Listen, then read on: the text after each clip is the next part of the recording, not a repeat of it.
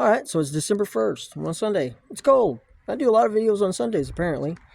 Anyways, see if I can switch this camera around real quick. And I got something to show you. So, brakes decided to take a crap on my way home Saturday evening. And this side's fine. You know, brake lights on. Thought it was just the e-brake. No, fluid's all the way at the bottom. Yeah, fluid looks nasty. It probably needs, you know, drain flushed, I guess you could say. Redone, whatever. It's a beater with a heater. So this rotor over here is pretty okay. It's got a little bit of waviness to it. I already checked the slides in the caliper bracket. They're good, and the calipers are pressing in. So the pistons are good. All the brake lines, hoses, there's nothing leaking. This side was the worst side. See? No pad left. A little bit of pad. Not left. The driver's side looked like these. But anyways, everything same on this. Slides are not all, well, that one's a little frozen, but it is what it is. I'm going to re-grease them. Go from there. As you can tell, started to scuff it a little bit. Yeah, you can feel it with your finger. I was going to buy rotors. They're only like $73.99 for both, but guess what? They're not in stock. Gotta order them. Blah, blah, blah. So, screw that. Beater with a heater, I'm just going to pad slap it. Why the hell not? Already leaks oil. Probably got to add oil. Last time I put oil in it, the light come on and it was flashing at me, which it kind of go on, go off, kind of like whenever when it's going low on fuel, the fuel gauge, it'll be like this, and then it'll slowly creep down, and then you get down to your empty mark, and it'll float back and forth, the light come on, come off. Anyways, so here's your new pads. Yes, these are the same ones. Luckily, I grabbed the right motor. They do have the little spring clips, basically, to hold them in place, which I'm not really worried about. But new pad, full pad, new pads, full pads, new pads, full pads. Pad slap it, so I go to work tomorrow. Yay! Okay, well, now I'm at this point. So, new pads installed. I lubed up the slides and the little pieces. I can't even think what they're called right now. It's cold. So, anyways, on some Fords too, they have these little spring clips, and they've just basically put tension on the on each side of the pads here to keep them kind of compressed in. I've already lubed the slides, pulled them back and forth. Had to tap them with a hammer to get them unstuck. But besides the point, I should have just bought a tool. I know I got one somewhere, but I'll find it after the point. So, in order to press these calipers in, pretty simple stuff. You can use 2 wrenches. You could use whatever you can fit in between here. A hammer, in my case. Like right here. You sit it right here. Put a screwdriver in there. Whatever. Pry it. Whatever. I'm having no luck. I'm going to have to go borrow a C-clip. Oh, I got one. Little guy. Not going to do it. Okay. So, other than that, obviously, you know, add some oil and power steering fluid. Top off your fluids, kids. So the Mustang, before, I know I'm kind of going around rounds, but found out what was wrong with the Mustang. It's the brake master cylinder. It's leaking internally. You might be able to see it. Kind of come down here, and it got a battery in it. Oh, you probably can't. It's dark. Well, let me turn my light on. Oh, see how it's wet on the bottom side there? It's leaking internally, so I gotta replace it. It's like $70 off the internet, or $140 without the reservoir, with a warranty and bullcrap from AutoZone. And guess what? It has to be ordered. So, I don't know if you can see my face. Walk down here real quick. So, I bought another stuff. Anyways, more. This is a 235 out of a 49 dump truck. It's date coded to a 49. Motor spins over. Apparently ran and drove before I got it. Yeah, I'm working for a scrapyard, so it's kind of how I got my hands on it. I still got to get the head for the 256. But now, other things. I still got my turbo. That's probably going to go in there. I don't know if I'm going to do like a TBI unit, which I have sitting way over here on this block over there, the 307 on top there, over there, whatever. Or what I'm going to do, just a single barrel carb. I do have a little, like, I think a Rochester 2-barrel off of 318 in my storage. I also got Holly 4 barrels. I got a whole bunch of different stuff. I just don't want to spend a whole bunch of money. And yeah, that's about it. Got me a C-clamp. I got a socket in the piston. I know it's getting a little dark. Let me turn the light on. That's a little better. So, you don't have to do it this way, but it's just easy. Get you some type of socket to put in the caliper, into the piston, caliper piston. And then this got an adjustable thing you push in and out, whatever, and you tighten it to compress the piston. Okay, so thank you, father-in-law, for, he only lives next door to me, so it was not a big deal. But if you need to know what you need to take the wheels and tires off everything, obviously jack stand, however you got to do it. I have to do it with a little screwdriver. So you'll need a screwdriver, a 17 millimeter, a 14 millimeter. You don't have to use an impact. And I think the lug nuts were a 21. And that's it for the brakes on this, besides just replacing the pads. And simple. Then I'll put them back on, air tires up, and put some antifreeze in it. And I'll be good to go. Okay, and one last thing. I know it's getting dark, so I got my light on. Okay, torque your wheels. I torqued all of them to 100 foot-pounds. Probably a little excessive on this, probably 80 foot-pounds, but whatever. And then pump your brake pedals up.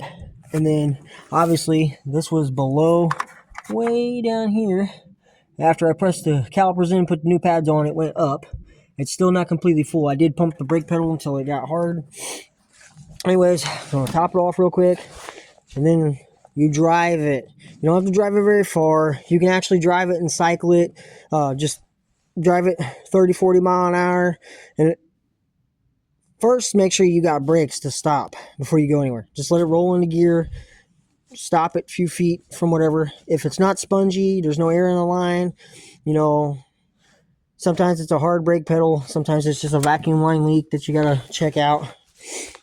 Besides the point, if everything's good and that's all you did was replace the brake pads, nothing else, you top your fluid off and the car stops like it should, or better than it ever did. Drive it. What I mean by cycle the brakes, you drive down the road and then you press on the brake to slow the car down, and you cycle it back and forth. So what I mean is, you drive it, you slow the car down, you let off the brake, you get it back up to speed, you hit the brakes again. You basically are wearing the pads to the rotor. You're getting them heated up, basically breaking them in is what you're doing. So that's all I got to do, and then I'm done for the night. What's up, everybody? So today's the 1st. Anyway, so I bled the brakes, and after I put the new master in, so the Mustang is now done. Good thing too, I bought a battery for the Monte Carlo and the truck. Obviously Monty's moves because I put gas in it and got it running. I do still gotta adjust the valves on this one, and I can drive it. So that's 2 cars that are done. I got to put a coil on the truck over there, and then air the tires back up, and it should be done as well. So there's number 3. I needed to get the Mustang done because the Toyota, it's got a wheel cylinder leaking on it, and now it's so bad that I got to put brake fluid in it every other day, or give or take 3 days, every 3 days.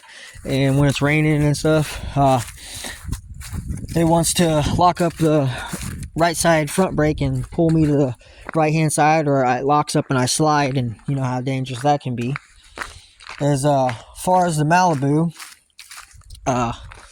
as you can tell, I started painting on it some. I've already shown some of it.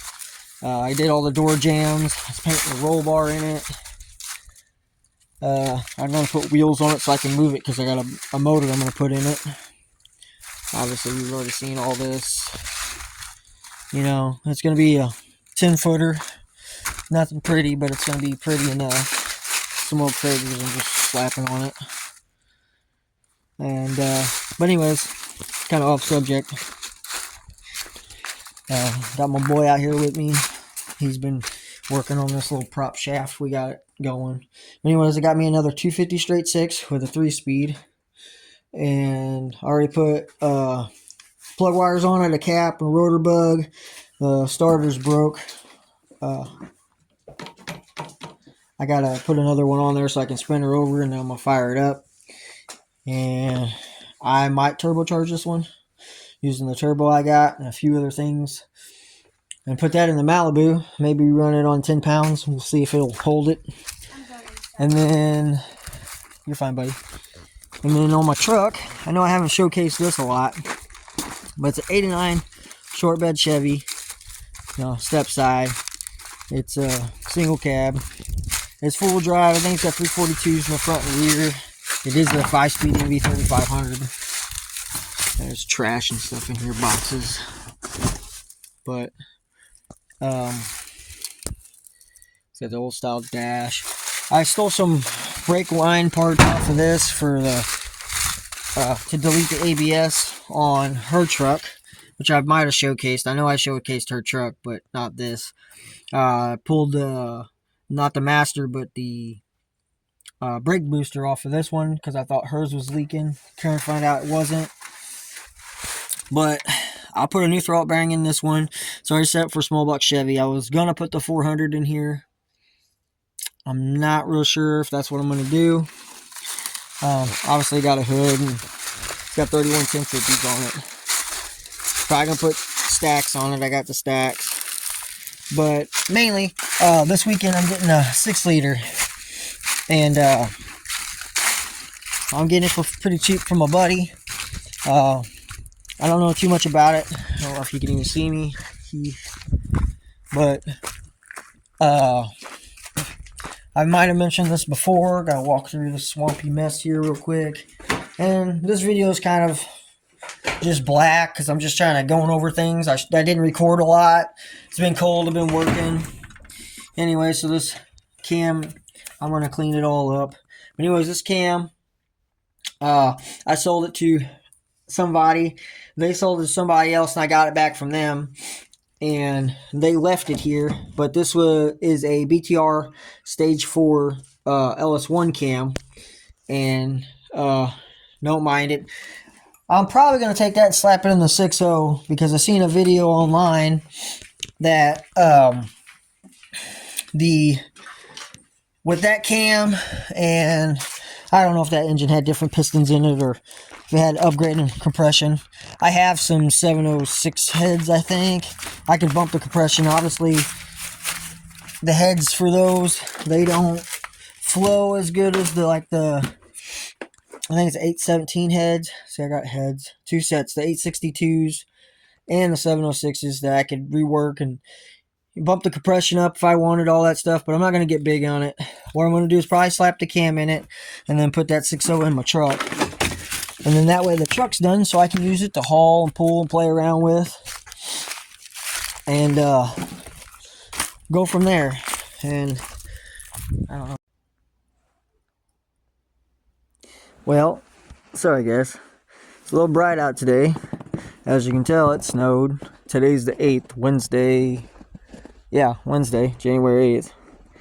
And, well, over the weekend before it snowed, as they would get me an LS, trying to stay out of the light. So I already had the intake off. It was a buddy of mine's. He wanted to go a different route, found a 6.0 that he wanted, so I gave him some money for this. Searching on the interweb last night, I found a 80mm turbo for pretty cheap, so I might buy that and just slap it on here. A stock 5.3. They say a stock 5.3 with 80mm turbo, I think upwards of 20 pounds of boost will make 600 horsepower. So I'm going to put the 3-speed behind this. I'm going to buy a clutch and pressure plate and flywheel for the LS. And put this 3-speed behind it. It's just 3-speed standard. A lot of people probably wouldn't want to do that. I can't even see it, it's so dark. There we go. A lot of people probably wouldn't do that, but I'm going to use what I got. And even if I'm not making 500 horsepower, I just want to race and go fast. Anyways, the 6-cylinder here. I asked my son and daughter what they wanted to do since we go racing together, and they told me just put that V8 in the Malibu. But I'm like, everybody does LS swaps. They just said do the easiest thing. Well, my old lady did anyways. My boy wanted to put the 49 235 in my truck, but it had a bent push rod, and you spin the motor over and it stops, and now it's like seems to be locked up. So I'm gonna pull the pan and see what's wrong with it. But this 250 I got, it's just another 250 I got. I put new plug. Well, it had new plug wires on it. Let me get around here. I'm just outside for a little bit. I'm not gonna probably stay out here long. Put a new cap and rotor bug on it because I broke it, and I bought some wires. And basically, when I broke the cap, I had two of the plug wires together, but I looked it up online to find the firing order. All I got to do with this is put a oil pressure gauge on it, which there's a little thing. I put oil in it already. The starter's busted when it fell over on the side, I'm assuming. But I got another starter laying over here I can throw on it, and then I got some starting fluid, and I got some fuel plugs in this thing, or pretty much like new. I mean, obviously it's got a few things like busted thermostat housing, stuff like that. And supposedly it runs, it spins over freely. So what I'm going to do is I'm probably putting this in my pickup truck because it's full-wheel drive, and obviously I have no four-wheel drive vehicles.